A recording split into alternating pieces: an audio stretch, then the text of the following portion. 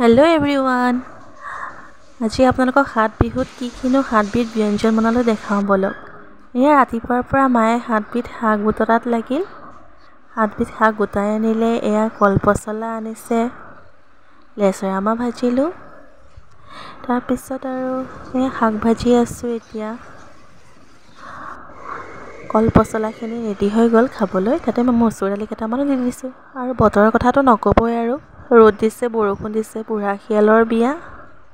যেতিয়া তেতিয়াই বৰষুণটো আহে মানে। এইফালে আমাৰ বাইদেৱে ভাত বনাই আছে, মানে মই ভাত বনোৱাত লাগি আছোঁ গৰমত ঘামি জামি।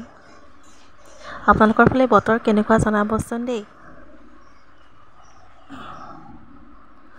এতিয়া মই কচু পাতত দিম। কচু, মধুসোলন টেঙা, নহৰু দুফুটামান দিছোঁ, মচুৰ দাইল কেইটামান দি, থেকেৰা দুটুকুৰামান দি, কেঁচা জলকীয়া দি এতিয়া এইখিনি মই টাৱাত বহাই দিছোঁ।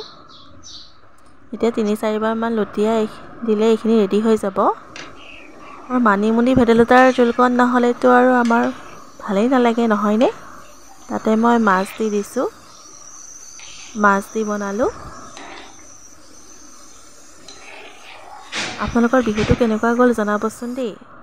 এয়া মোৰ খাবলৈ ৰেডি হৈ গ'ল। আজিলৈ আহিছোঁ, বাই বাই।